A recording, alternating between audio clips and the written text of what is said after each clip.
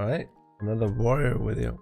So I'm trying out a fun build in Freehold 21. Was half a challenge, so we're not playing Champions Bulwark, we're playing Battering Ram instead, because technically you don't need Champions Bulwark for 100% uptime of shield block, but it is hard without it. We're playing Bloodborne for more damage, it actually seems higher than Toughest Nails right now. And we're playing Storm of Steel because it would be a bit fun. Then again, Storm of Steel is not that good because it's still a 1.5 minute CD on Ravager. This is shit music. Still 1.5 minute CD on Ravager. I'm playing Shockwave build, which is kind of worthless because it's an enraging week, so mobs are immune to stuns. Makes it a bit rough. Playing Unnerving Focus for the shits and giggles.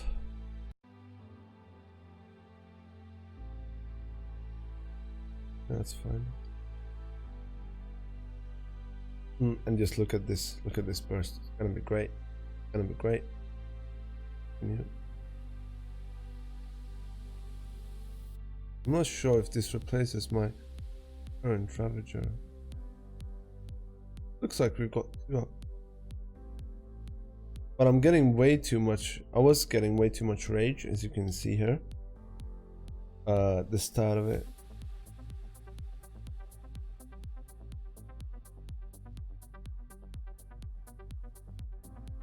I'm trying to spend it and I'm not using my shockwave enough either.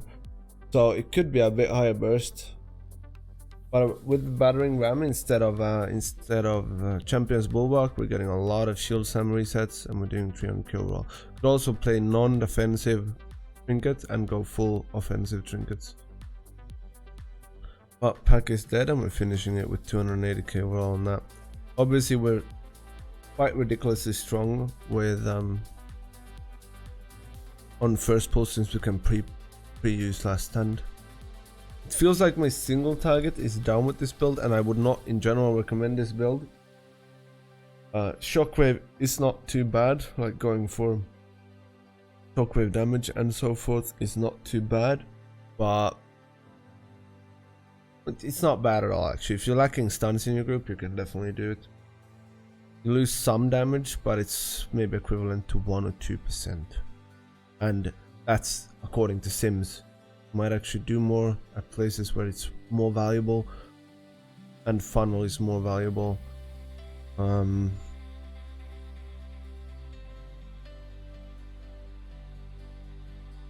think the way to play Pro is to try and get enough haste so you can actually play safely without Champions Bulwark. On a fortified week I would not generally recommend it, but you can see I'm more than fine with shield block. On boss I'm going to drop shield block for a few seconds, but again it's a fortified week, so that is more than fine. The way you can do it on Tyrannical weeks where it's a bit more rough to drop shield block is that you just time it. Like the boss has some mechanic where you can be out of shield block for 1 or 2 seconds.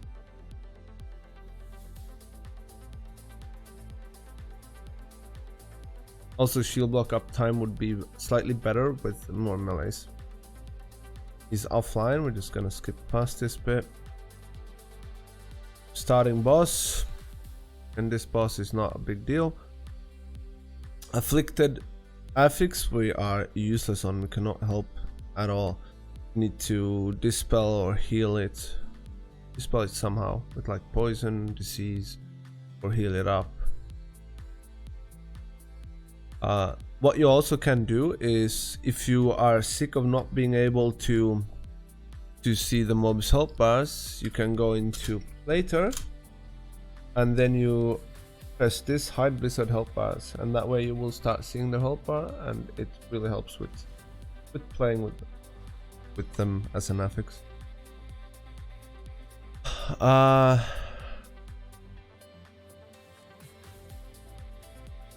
Should try to spread out on this boss, and there's some way you can bait. I think it's going on the furthest guy, the viable moment, so just have someone bait that. And as you can see, we've got priest here, we've got paladin here, and shaman there. Shaman is in the middle, so you could dispel the debuff. And I guess Priest is safe from Bird where he is. I'm not 100% sure, but I think so. Just nuke it and kick the I don't know, the healing brew. Revitalizing brew.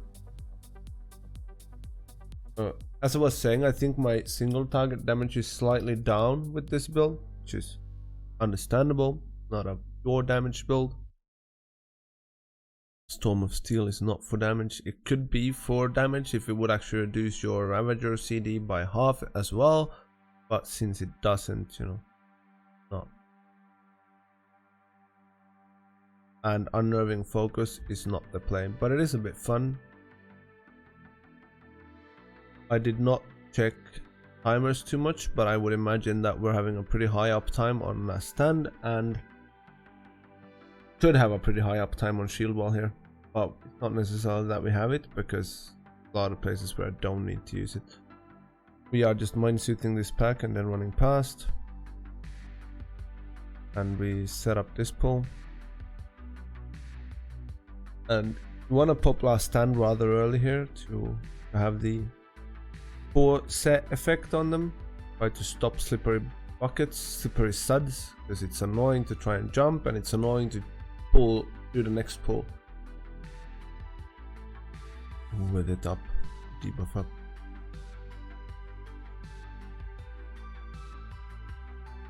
I'm obviously not playing this optimally because I could use more shockwaves, I could position them better, and I could stack them with Avatar better, which is a big deal.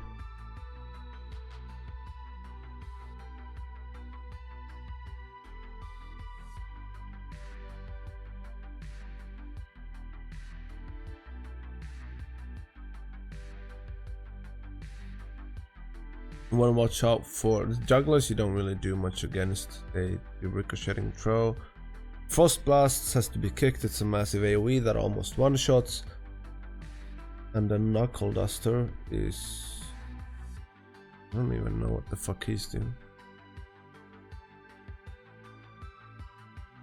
Scrappers fixate on people. You can stun them and then they stop.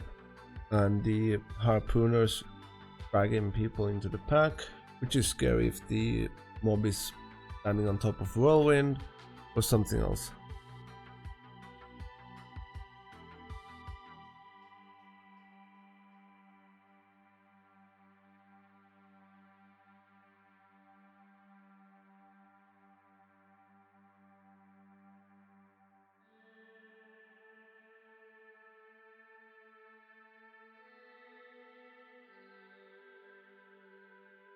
Nothing happening here. Just move past. We pull these smallies on top of boss, but people you should just pop on them, which is slightly dumb. Oh, like who gives a fuck? Just put damage into the boss. When this boss stay in the circles, it gives you secondary buff. It can be haste, crit. I'm not sure if it can be anything else, but at least haste or crit. There's a fun spot behind this pillar over here, which you can lose both the shot and both shots, both grape shot and powder shot. So if he targets you with powder shot, you just move behind that pillar and he won't. We'll find something else. All right.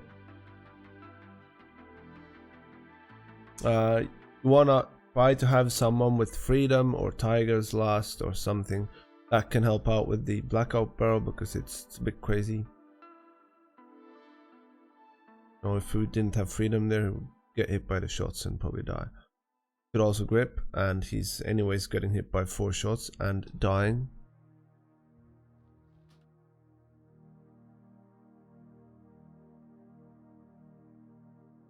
As soon as Eudora is dead, you can wait for the next barrel smash and you can pull in a pack. That way you can use the toxic brew on the ads and on the boss, as well as the buff brew on yourself to kill it fast.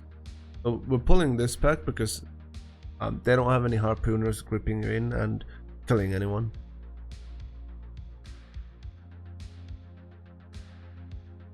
Make sure to not reset the boss when doing it, and try to pick him up as fast as possible. This scenario we should have freedom, but it doesn't have it. It's knocked away. fine on a fortified week and on this key level. Stop the fixates, that's the main issue, and try to stop the blade storms if you can. Just skip past that. First thing you want to do here is, if nobody else is running, you just pick up aggro and then you leap across to the guy in the middle of the room of the ring of booty, and you talk to him to activate the event.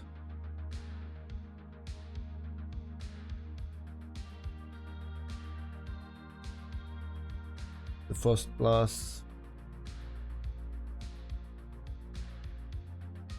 Oh, I think I activated the event, right? Yeah. Then we're chaining more packs in. As soon as the casters are dead, you are more than fine in general. If anyone dies, then it's kind of on themselves. Even if it's raging and you can't stun the fixate, you know, they, at least in a majorly ranged group, would be more than fine. We would not have pulled these in right now, but yeah, he's got a fat ass, so happened. Shot for cast, and as a tank you should not have much of an issue here apart from when frost blasts are going through. And again, this is a 21 key, but it's a 21 key with a half shitty talent tree. That's one going through here, I think.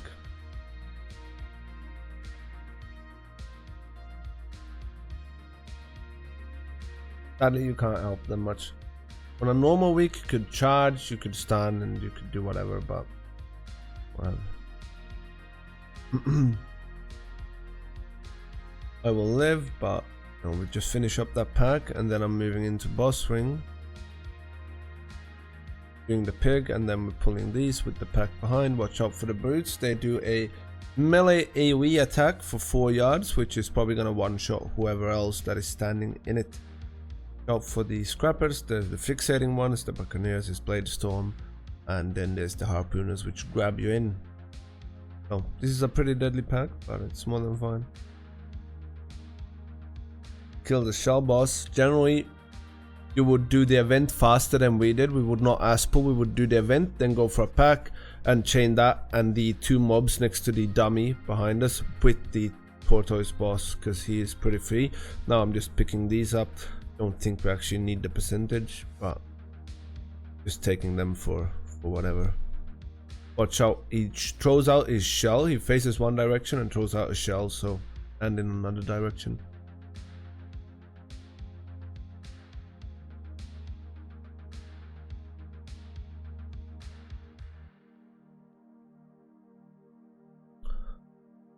Finish him off before there's too much shells, and then we are going for this pack and we will chain that pack in, but the patrol is over there, so I can't take them yet.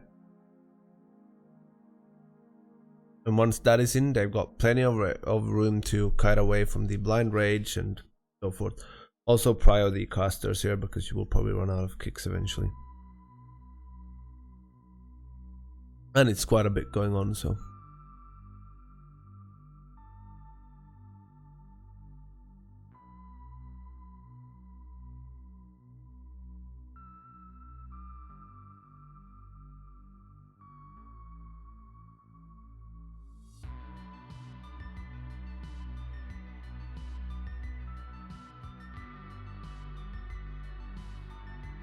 Just drag them to the boss. Could chain them to the boss, but that's also a bit risky. If shark gets tossed, then someone has to turn around and run into a fixate or whatever.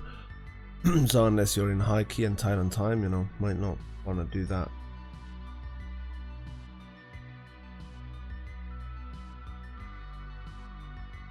This boss is let the healer kite the shark if it's on him, or okay, I'll do it a bit more detailed. Sharks are thrown out. Watch out, if they are thrown on you, move instantly. Then they are gonna jump, and it's gonna hurt. If you kite them through a blood pool, they are going to basically be chewing on that blood for a few seconds, and boss jumps to pick up the shark. If he jumps, if you are on the shark, you also take damage from that, I'm pretty sure. And it's also gonna fixate to the closest target, so if he runs very far away, it's gonna change to someone else that is closer. So a healer can just run close to the shark, pick it up and move slowly away, but he has to stay as the closest target. And that's a tank you can easily stay in the whirlwind. What we're doing now is we're jumping, we're doing the bridge. Starting slowly because the healer isn't here. I'm pressing spell effect there and he's stunning it. Shouldn't even press spell effect for that. I thought the healer would be slower, so I did. Healer is here, so I will chain the patrol and the pack to the right. This is a bit rough pull. What you want to do is, if you are struggling staying alive, you want to kick painful motivation. You want to spell reflect the oiled blade from the officer, and you want to make sure to stop the thundering squalls, that's for sure, and then dodge the blue poo-poo from the oarsman on the ground. Use a defensive for the Iron Tide officer's oiled blade when you can't. I should have stoneformed that because he was slow on dispelling.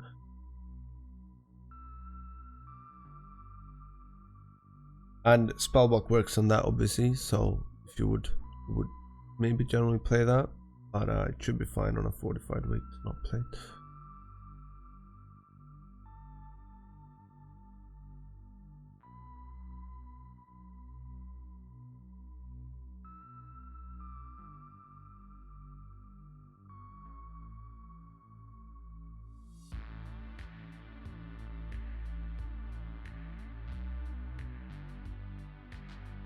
Here you might want to focus the enforcer to get as few shouts as possible, because those shouts hurt. You can outrange them, you can line them.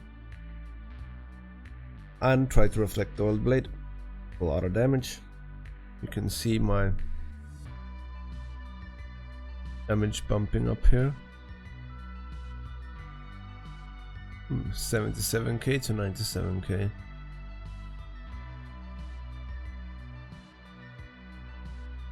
I'm doing 1.9 million to 2.4ish, like a 500-600k reflect. Finishing this pack, if you are tight on time, you would generally play the boss before and play all of the trash afterwards. What you could do is you could gateway here, gateway from the bridge up here, pull this pack, play it, or pull it with Night Elf, and you pull boss, and the Night Elf guy melds, or a rogue that vanishes, you know, same as Knockwood, same as other things such as this. Same in Altharian's Lair. Then when he gets to his second phase, like now, you would want to look at the timers and add spawning in 2, so we would stop the ad. If we don't have a CC, we would chill. We would wait for the whirling daggers. With Twin Saber, whirling daggers, and now I would go and pull. Whilst they are doing this, I would pull in the trash pack, and then we would shoot them with cannons. They would arrive about now, would stack them up, and we would just backpedal all over them, and they would be dead. Requires a bit coordination, but it's generally not that hard if you do it in the right time. It's all about survival then, because you are getting 3 packs for free. You're getting 20... You can actually get 23.5% count here basically for free, spending maybe 20 seconds extra on it. What we are doing is I'm pulling this pack on, but we are failing to hit them with cannons, and I'm doing it too late. Like, I should have pulled this 5 seconds earlier and we would have been fine. Might also want to be careful not to reset this boss. This boss does a frontal with the tornadoes, and he throws a dagger on one guy. First it's 1 frontal, 1 dagger, 2 daggers, sorry, right? And oh, is it maybe just 1? I don't know. At 60% he goes to phase 2, which is all of his abilities hits multiple targets, so it's 5 tornadoes and 5 knives on everyone. It's 1 in phase 1, okay, thanks. 4 in phase 2. Isn't it 5? Okay, it's just 4, but it's 5 nados. Then there's the bomb. Okay, yeah, probably not. Let me see. Yeah, going on me. It is going on all 5. It is 5. Just doesn't hurt too much, right?